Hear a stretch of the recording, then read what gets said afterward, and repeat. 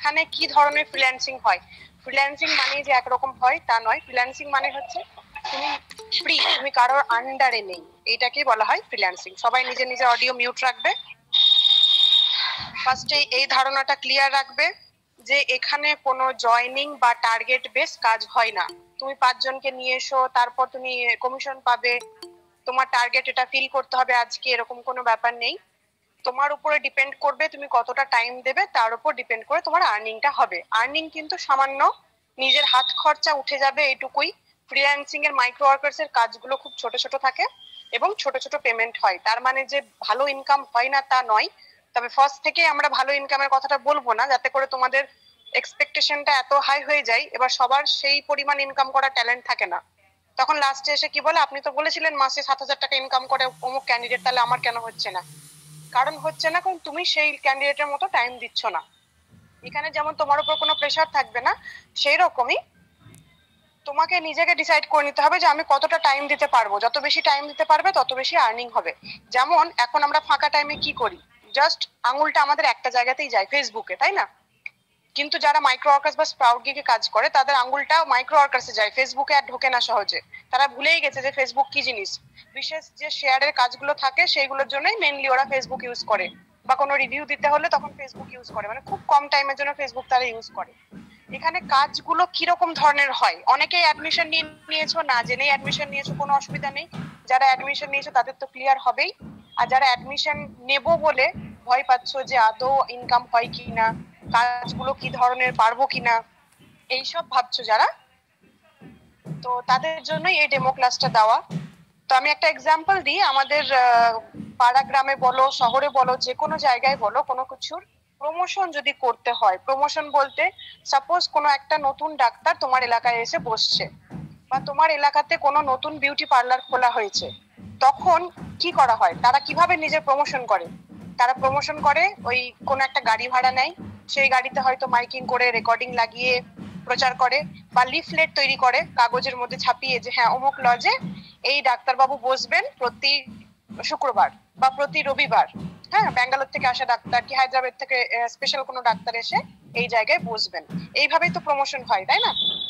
কিন্তু এখন হচ্ছে সোশ্যাল নেটওয়ার্কিং সাইট, যেটা সব থেকে বেশি পপুলার।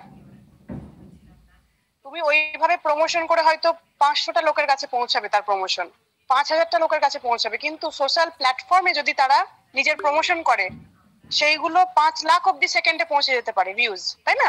প্রচারটা 5 লাখ অব্দি সেকেন্ডের মধ্যে হয়ে যেতে পারে, 5 লাখ, 50 লাখ, ইভেন কারোরসে কোটি কোটি কিন্তু ফলোয়ার্স হয়ে যেতে পারে। এটা এমন একটা প্ল্যাটফর্ম। তাহলে এখন যারা আছে ইউটিউব ভিডিওর গোল্ডেন বাটন, সিলভার বাটন, এগুলো আমরা সবাই জানি, বা যে কোনো পেজ প্রমোশন করছে, তাদের পেজের প্রচুর ফলোয়ার্স, সেই ফলোয়ার্স থেকে তারা মনিটাইজেশন অন করছে নিজের ফেসবুকে, মনিটাইজেশন অন করছে নিজের ইউটিউবে। তো এই যে মেম্বার গুলো আছে যারা নিজের মনিটাইজেশন অন করেছে এবং সেখান থেকে ইনকাম করছে, সাপোজ কোনো ইউটিউব চ্যানেল হতে পারে, সেটা কুকিং চ্যানেল হতে পারে, গেমিং চ্যানেল হতে পারে, ডাক্তারদের নিজস্ব চ্যানেল হতে পারে, সেই চ্যানেলে যে ভিডিওগুলো দেওয়া থাকে সেই ভিডিওগুলো এই মাইক্রো ওয়ার্কার্সে অ্যাড দেওয়া থাকে। আশা করছি বোঝাতে পারছি যে ইউটিউবের কাজ কিরকম হয়। যাদের চ্যানেল আছে নিজস্ব, স্পেশালি মাইক্রো ওয়ার্কার্সে ডাক্তারদের ভিডিওই বেশি থাকে।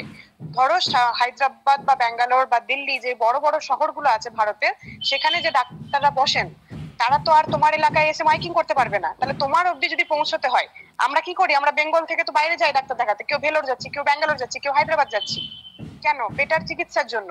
তো সেই সব চিকিৎসারা যারা করছে, চিকিৎসকরা, তারা তো আর তোমার পাড়ায় এসে মাইকিং করবে না যে আমি অমুক জায়গায় বসি।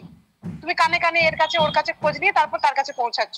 তো এই অসুবিধাটাই যেন না হয় তার জন্য তারা কি করছে, এখন তারা নিজের ক্লিনিকে ভিডিও করছে, যে পেশেন্টদের তারা ট্রিটমেন্ট করছে সেই পেশেন্টদের সঙ্গে কথা বলছে, ভিডিও করছে, এবং সেই ভিডিওটা ওরা নিজে নিজের চ্যানেলে আপলোড করছে।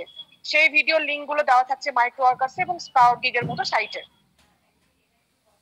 কোনো জায়গায় বলা হলো ভিডিওটা গিয়ে লাইক করো, কোনো জায়গায় বলা হলো ভিডিওটা গিয়ে কমেন্ট করো, কোনো জায়গায় বলা হলো শেয়ার করো। এই এক একটা লাইক, কমেন্ট, যে শেয়ার যে তুমি করবে, তার জন্য 2 টাকা থেকে শুরু করে 20 টাকা, 25 টাকা অব্দি পেমেন্ট দেওয়া থাকবে। কোনো যাবে 5 টাকা, কোনো যাবে 7 টাকা। এবার সারা দিনে যদি তুমি এই 5 টাকাই ধরলাম আমি সব থেকে কম, 5 টাকার জব যদি তুমি 5টাও করো কম করে, সেক্ষেত্রেও মানে 25 টাকা, 50 টাকা তোমার সারাদিনে হয়ে যাচ্ছে। মাসে 1.5, 2, 3 হাজার টাকা অনেকেই আরামসে এখান থেকে ইনকাম করে। স্পেশালি যারা আমরা মেয়েরা, মা বাচ্চা নিয়ে বাইরে বেরোতে পারছি না, জব কন্টিনিউ করতে পারছি না, এক তো সংসারে কোনো কন্ট্রিবিউট করতে পারছি না, প্লাস হাজবেন্ডের হাতের উপর পড়ে থাকা, এটা একটা ডিপ্রেশন বলতে পারো। বা অনেকে আছে যে প্রচুর শিক্ষিত, যে আমি পিএইচডি হোল্ডার, আমি বাড়িতে বসে আছি, এই যে একটা ডিপ্রেশন কাজ করে নিজেদের মধ্যে, যে আমার ট্যালেন্ট তাহলে কি কাজে লাগলো, আমি তো বাচ্চা ছেড়ে বাইরে বেরোতে পারছি না, আমি ফ্যামিলি ছেড়ে বাইরে বেরোতে পারছি না। তাদের জন্য অ্যাটলিস্ট তোমাদের বাড়িতে বসে যদি চেষ্টা করো, একটু সময় দাও, তুমি নিজের রান্না বান্না করে বাচ্চা সামলেও কিছুটা হলেও আর্নিং করতে পারবে। সাপোজ তুমি 2000 টাকায় আর্নিং করলে কি 1000 টাকায় আর্নিং করলে বাড়ি বসে, সেটাও তোমার নিজস্ব থাকবে। সেই টাকাটুকু তোমাকে বাড়ি বসে কেউ দেবে না। একটা প্রাইভেট স্কুলে যদি কাজ করতে যাও, সেখানে হয়তো সারা মাস কাজ করে বিনা ছুটিতে সকাল থেকে বিকাল অব্দি কাজ করে তোমাকে 4 থেকে 5 হাজার হার্ডলি দেবে, তাই তো? তার বেশি কিন্তু ইনকাম হয় না একটা প্রাইভেট স্কুলে যদি কাজ করতে যায় মেয়েরা। তাহলে তার থেকে অনেক অনেক বেশি বেটার হচ্ছে মাইক্রো ওয়ার্কার্স এবং স্প্রাউট গিগের কাজ। এখানে তোমার এই ইউটিউব ভিডিও নিয়ে কাজ থাকবে, জিমেলে রিপ্লাই করা, কোনো একটা জিমেলের থেকে তোমার একটা মেল এলো, সেই মেলের একটা রিপ্লাই করা, এই ধরনের কাজ থাকতে পারে। সেখানে তোমার 7 থেকে 10 টাকা পেমেন্ট থাকবে। বা কোনো আর্টিকেল রিডিং হতে পারে, কোনো নিউজ চ্যানেলের রিডিং হতে পারে। সেখানে হয়তো কোনো, যেমন আমরা ফেসবুকে ঢোকার পর নিজের পছন্দসই কোনো পেজের হয়তো কোনো নিউজ এলো, বিউটি রিলেটেড টপিক হতে পারে, ক্রিকেট রিলেটেড টপিক হতে পারে, সেই নিউজগুলো কিন্তু আমরা ক্লিক করে রিড করি, তাই না? ওয়েবসাইটে ঢুকে তারপর রিড করি। তার বদলে কি আমরা কিছু পাই? আমরা কিছুই পাই না, বিনা কারণে আমাদের ভালো লাগছে তাই আমরা ঢুকে ওটা পড়ি। কিন্তু যে ওয়েবসাইটে তুমি ঢুকলে, তারা কিন্তু তোমার এই ভিজিটের জন্য ইনকাম করে নিল।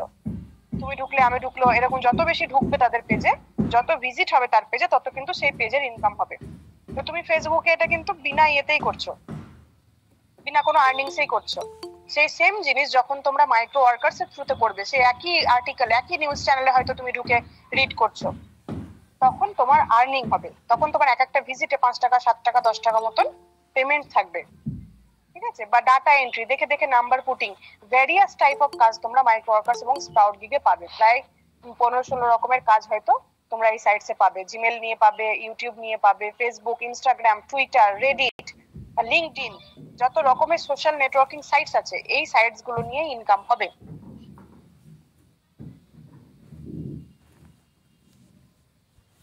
কারো কোনো কোয়েশ্চেন আছে?